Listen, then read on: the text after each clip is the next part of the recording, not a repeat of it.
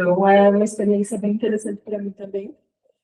Queria agradecer o convite e pedir para a espiritualidade que cada um de nós possa absorver aquilo que precisa, porque eu acredito que toda vez que a gente vem aqui falar é porque a gente precisa ouvir o que vai ser dito e relembrar, e alguém também precisa ouvir aquilo para que faça sentido na vida dele. Então, a passagem que eu escolhi hoje do Evangelho é uma que provavelmente todo mundo já ouviu falar. Vinde a mim os pequeninos. É bastante conhecida. E o que eu trago dela é uma abordagem um pouquinho diferente do comum, que é falar sobre crianças. O Evangelho do Espiritismo mesmo fala que esses pequeninos não são só os pequeninos de tamanho, mas são as pessoas que precisam de amparo e de conforto, que andam na incerteza, que têm dificuldades, que têm vícios. Tem uma passagem aqui que diz que são pessoas que não têm a confiança necessária ainda. E eu pergunto, quem de nós tem já essa confiança necessária, né? Então, na verdade, esses pequeninos somos todos nós. E ali também fala que no Evangelho tem uma parte interessante que diz, inclusive, que se você não for como essas crianças, você não chegará ao reino dos céus. Aí a gente pensa, qual é o sentido disso, né? Como assim? Eu tenho que ser criança? Tenho que ser infantil?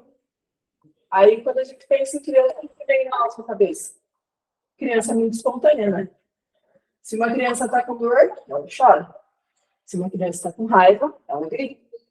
Se ela está feliz, é o momento mais feliz da vida dela, tem instante. Qual que é a diferença para nós, depois que a gente cresce? A gente não aprende a mascarar tudo que sente. A gente não aprende a disfarçar o que incomoda. Eu não falo que me magoou porque eu não quero incomodar o outro. Eu não falo que estou triste porque eu não quero que o outro fique triste. Eu não falo que eu fiquei com raiva de tal situação porque eu não quero que o outro pense que eu fiquei com raiva dele. Mas será que a gente realmente só exclui esses sentimentos só não falando deles? Aí tem uma pesquisa que caiu na minha mão sem querer. Ela é de 2014 da revista Science, que me deixou assim bem impactada e eu uso ela desde então para falar sobre o assunto, porque eu acho que ela é muito interessante.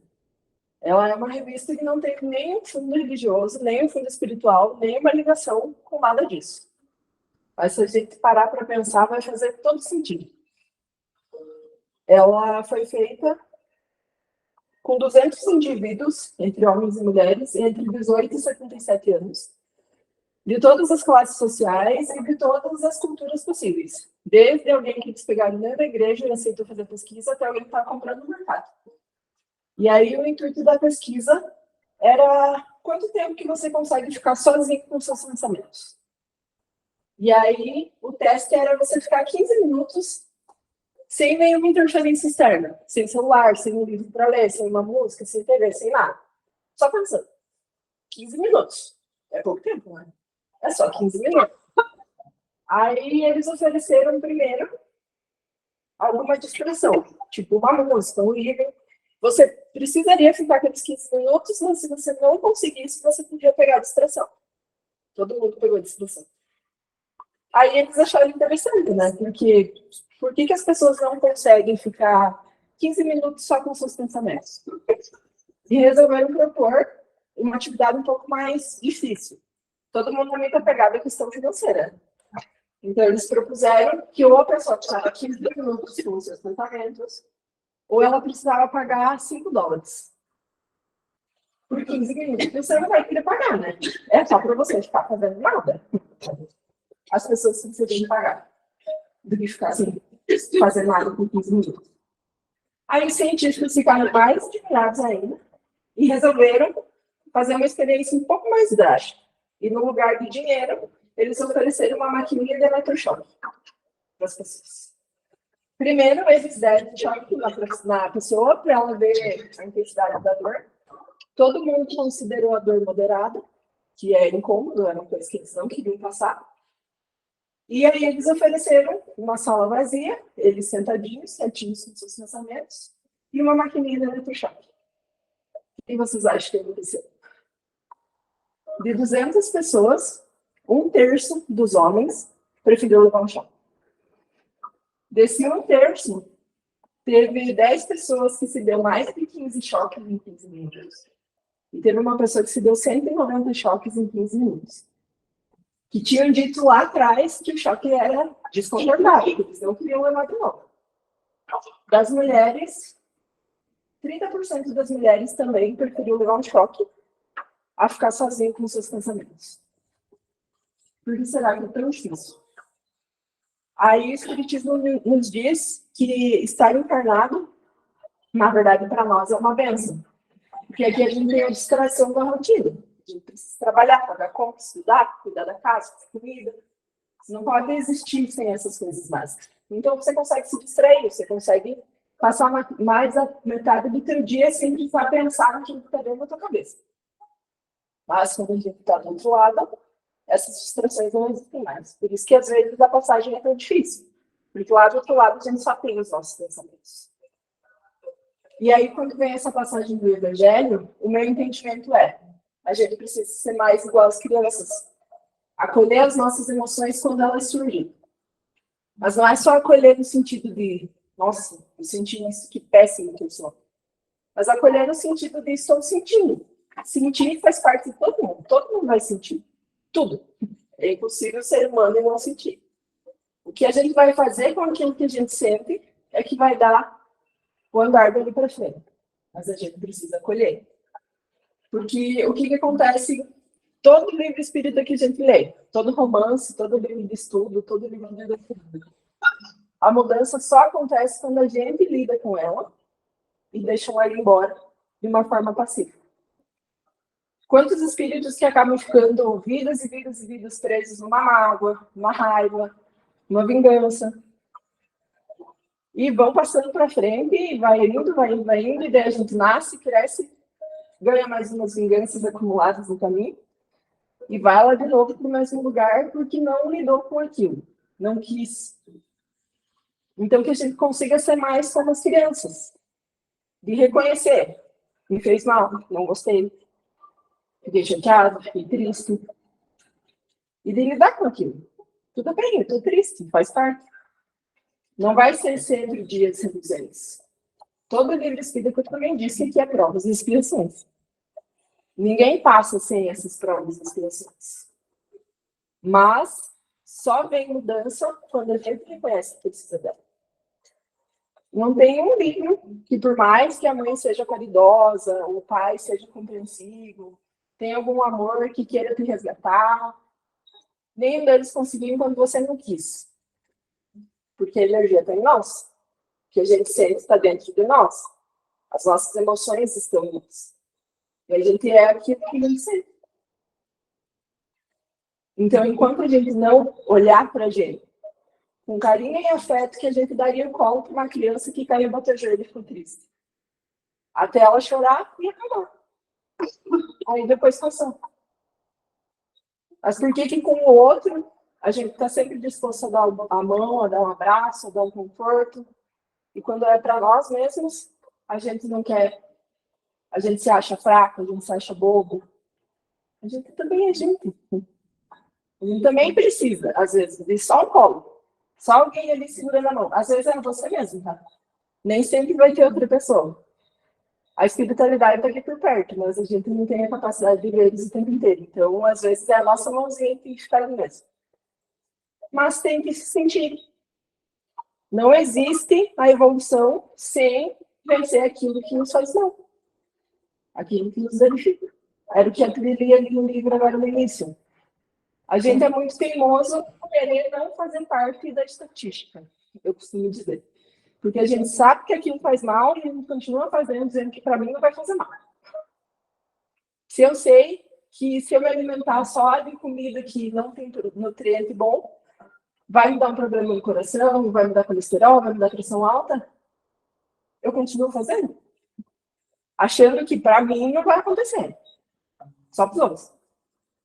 A gente também faz parte dessa estatística. Então, se o outro ficar mal, quando alguém fala com ele de uma forma rude, quando alguém fala com ele e deixa ele magoado, triste, quando acontece alguma situação de perda na vida, por que eu não posso ficar? Se eu também faço parte desse pacote. E aí vem o Espiritismo dizer que a gente precisa fazer alguma coisa sobre isso. Mas é fazer alguma coisa sobre isso, não fazer de conta que não existe. E aí, às vezes, a gente só quer dizer fique bem, fique feliz, fique alegre, mas naquele momento exato, não dá. Então, agora eu vou ficar triste. Amanhã eu me proponho a melhorar. Só que se eu não sentir essa tristeza, ela vai se alongar por anos e anos a fio. Até virar uma doença física e daí eu vou parar para dar atenção, porque daí não tem mais saída. Só que eu posso fazer isso antes, se eu parar para me ouvir. Quando eu li essa pesquisa, eu não entendi, de verdade, porque para mim ficar em silêncio é bem comum. Mas o que será que tem na nossa mente que é tão inquietante assim que a gente só não consegue parar para ver? E aí vem o exercício da gente conseguir se colocar num lugar melhor também. Essa semana a gente conversava com uma pessoa justamente sobre isso. Será que eu só vejo a minha falha? Será que eu só vejo meu defeito? Será que eu só vejo o que me falta? O que foi embora? Não tem mais nada? E é exercício também. É você todo dia, acordei mal, hoje não está um bom dia. Vou lá fora e vou olhar alguma coisa que me faça dizer, tá bom? Tem uma flor no meio da rua. Que bonita essa flor. A gente não pode esperar um grande milagre acontecer, uma grande mudança gigantesca. Alguém vir e tirar todas as nossas dores e levar embora. Precisa ser um passinho de cada vez. Precisa ser equilibrado e constante. Esse constante não quer dizer que seja todo o tempo. Às vezes o constante é um dia sim, 2 não, 3 sim, 4 não. Às vezes o constante também falha. Mas ao longo do tempo deve estar. O que é melhor? A gente não fazer nada nunca ou a gente fazer alguma coisa que não consegue? Até isso virando uma rotina e nos fazer bem. Eu trouxe aqui uma passagem do livro Palavras de Vida Eterna, do Chico, que é bem interessante falar sobre isso também.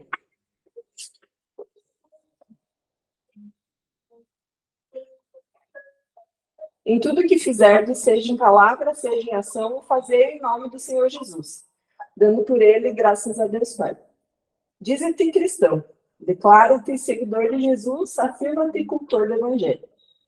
Isso quer dizer que o nome do Senhor se encontra empenhado em tuas mãos. Se buscamos o Cristo, de certo é necessário refletir.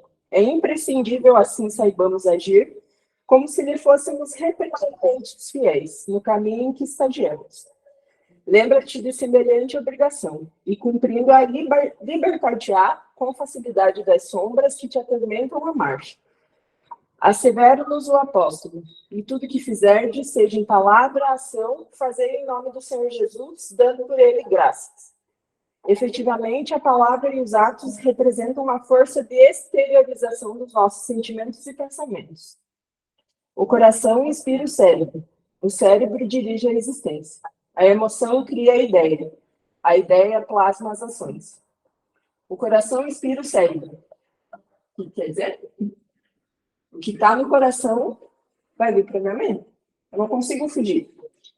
É por isso que essa passagem das crianças me chamou a atenção. Porque a criança reconhece que ela está sentindo. Às vezes a gente tenta fazer de conta que não está ali. Mas não. Adianta dizer que não? Só vai dar mais trabalho dele para frente. O cérebro dirige a existência. Por que meu pensamento está sempre pessimista? Por que eu não consigo ver coisa positiva? Por que eu não consigo pensar em coisa boa? O que está aqui dentro que eu não lidei? A emoção cria a ideia. O que eu sinto vai determinar muito do que eu sou.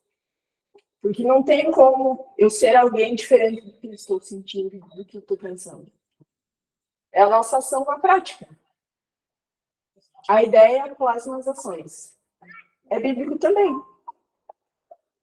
Olhe os frutos que você vai ver como é planta. Mas isso não é no sentido de culpa. É no sentido de eu vou reconhecer onde eu estou. Para mim poder sair daqui e ir para frente. Porque enquanto eu não reconheço onde eu estou, eu não consigo sair do lugar. É preciso, pois, sentir com Jesus para que aprendamos a raciocinar e a servir com ele. Alguém que sugere a extensão da maledicência nas teias do julgamento precipitado? Há quem nos chame a contemplação das chagas e cicatrizes alheias? Surgem desavenças e mágoas em nosso campo de ação? Usemos a palavra nos moldes do benfeitor sublime, ajudando para o bem de todos entre a bondade e o perdão.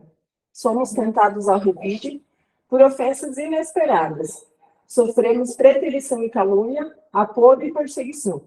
Padecemos íntimo desencanto ou desgosto e angústias no tempo familiar. Usemos a conduta do sublime benfeitor, ajudando para o bem de todos entre o perdão e a bondade. Seja onde for e com quem for, busca o lado luminoso das criaturas, mobilizando o amor puro, a fim de que estejas em verdade na companhia do excelso cultivador, purificando a eira do mundo. Não basta declarar a nossa condição de aprendizes do mestre dos mestres, é indispensável que estejamos realmente com ele, para com ele colaborar na construção da vida melhor. Às vezes a gente é muito apegado a falar o que sabe. O espírita é muito, né? É uma base para o espírita, você precisa gostar de ler, porque senão você não vai entender muita coisa. Mas, às vezes a gente esquece que o que mostra como a gente está mesmo é a nossa prática. Quanto mais eu sei, mais responsabilidade eu tenho. Mas o que eu faço com isso? Então, que a gente possa ser como essas crianças. A criança, quando pega a birra de alguém, é naquele instante, ela está extremamente enraivecida. Se alguma coisa mudar a atenção dela, vem a revocação. Que a gente possa ter esse encantamento também. Eu vou reconhecer, estou mal agora. Comigo, eu sou bem dramática. Então, há uns anos atrás, eu gostava de ficar triste. Gostava mesmo, assim, eu precisava me sentir no livro de drama e eu tinha que sofrer. E aí eu ficava 6, 7 meses me matando, assim, fixa, que era a mínima. Mas eu tinha que sofrer por aquilo, porque aquilo estava me dando valor. Aí, com o tempo, eu descobri que não é tão legal assim sofrer. Então, agora eu determinei o tempo. Isso me fez mal, não gostei. Vou ficar mal uma semana. Nessa semana eu vou chorar, vou ficar muito triste. A partir de semana que vem, não mais. Como? Exercício. Mas primeiro eu tive que entender que eu estava triste. Primeiro eu tive que entender que não era legal ficar triste, que não me fazia bem. Aí depois eu fui na prática, dizendo, não, agora chega, já cansei. E aí eu fui descobrindo pequenas coisas que me faziam sair daquele lugar. Mas é devagarinho, é um passinho de cada vez. E é reconhecendo, é saindo do lugar de onde eu estou. Não de onde eu gostaria. Infelizmente, né? Uma vez uma frase que define muito a nossa vida, que é a gente é o que a gente consegue fazer. Não é o que a gente queria ser. Se a gente fosse o que queria ser, a gente seria sempre muito bem sucedido, extremamente espiritualizado, uma ótima pessoa, maravilhosa. Mas a gente é o que a gente consegue. E tá tudo bem. Eu só preciso partir do ponto onde eu tô. Eu só preciso sair daqui para conseguir chegar lá. A nossa vida faz com que a gente sempre toque do lado de fora, né? Essa experiência que eu trouxe da revista mostra que a gente está cada vez mais ligado lá fora. A gente sempre quer uma profissão boa, a gente sempre quer o carro do ano, a gente sempre quer comprar uma casa. A nossa conquista sempre está ligada lá fora. É sempre alguma coisa que alguém vai me validar. Aí eu passo muito tempo no celular, aí eu passo na internet, aí eu vejo notícia. Eu estou sempre ligada no que está acontecendo do lado de fora. Quanto tempo que eu dedico para o lado de dentro? Se o que interfere diretamente na minha vida e nos meus passos é o lado de dentro. O lado de fora serve como espelho, porque o que está fora reflete o que está dentro. Mas o que muda o lado de fora é o que está dentro. Aí aqui, no Evangelho, ele termina essa passagem com uma mensagem muito bonita, assim, bem emotiva. Que, como eu falava no início, ele fala que esses vinde a mim, os pequeninos, são os pequeninos que sofrem, que sentem dor, que sentem tristeza, que às vezes acham que não tem esperança. Ou seja, todo mundo no final das contas, né? E aí é o que ele diz: deixai vir a mim as criancinhas, porque eu possuo leite que fortifica os fracos. Deixai vir a mim aqueles que, tímidos e débeis, têm necessidade de apoio e de consolação. Quem não? Deixai vir a mim os ignorantes para que esclareçam.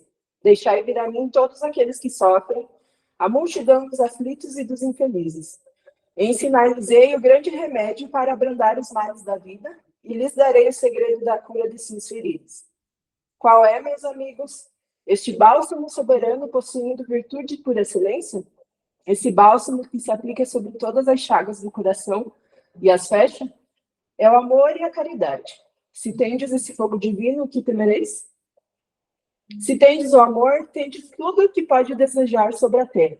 Possuireis a pérola por excelência, que nem os acontecimentos, nem a maldade daqueles que vos odeiam e vos perseguem poderão arrebentar. Se tendes amor, tereis colocado o vosso tesouro lá onde os vermes e a ferrugem não podem atingir. E vereis apagar insensivelmente de vossa alma tudo que pode manchar-lhe a pureza. Sentireis o peso da matéria diminuir dia a dia, e semelhante ao pássaro que plana nos ares e não se lembra mais da terra, subireis sem cessar. Subireis sempre, até que vossa alma embriagada possa se saciar de seu alimento de vida no seio do Senhor. Então, como a espiritualidade mesmo fala, que a gente reconheça onde a gente está, o que a gente precisa, aquilo que a gente está sentindo, e que a gente corra para pedir consolo. Para Deus, para Jesus, para o nosso mentor, para quem você quiser chamar. Tem uma galera lá trabalhando. Louca para que a gente chame com essa dica. Mas que a gente também entenda que precisa sentir e deixar isso acontecer. Que a gente não queira ser super-herói, bem sucedido o tempo inteiro. Às vezes tem que chorar. Eu, no caso, choro sempre. Mas às vezes tem que chorar também. Para sair, para poder deixar ir embora. Às vezes a gente também precisa sentar e ficar aqueles 15 minutinhos tentando ver na nossa cabeça o que está passando lá atrás. Será que eu não deixei guardada uma mágoa de alguém que passou na rua, não me viu e não me cumprimentou? E ela está lá me cutucando todo dia. E todo dia eu saio, trabalho, faço minhas coisas, com aquele espinhozinho lá, que era só parar ali e arrancar. Ali também dizia no texto que ele deu, que às vezes a gente aumenta, né? O bom é que eles dizem às vezes. Eu acho que é sempre. Mas a gente também aumenta a nossa dor. Justamente por não sentir ela na hora que ela veio. Porque precisa passar por ela também. Ela também tem para ensinar. Então que a gente possa ser mais essa criança. Quando eu estou feliz, eu estou extremamente feliz. Eu tenho que entender que naquele momento eu estou feliz. Maravilhoso. Mas quando eu estou triste, eu também preciso estar triste. Eu também, às vezes, preciso parar e respirar. Às vezes, coloca uma musiquinha dessas antes de dormir, você vai ver a maravilha que é se tu não consegue chorar. É maravilhoso. E parece que sai água até de onde não tem. Mas precisa. Deixa aí. Deixa sentir também. E que, como as crianças, a gente aprenda a perdoar rápido. O irmãozinho, o amiguinho, foi lá e me machucou.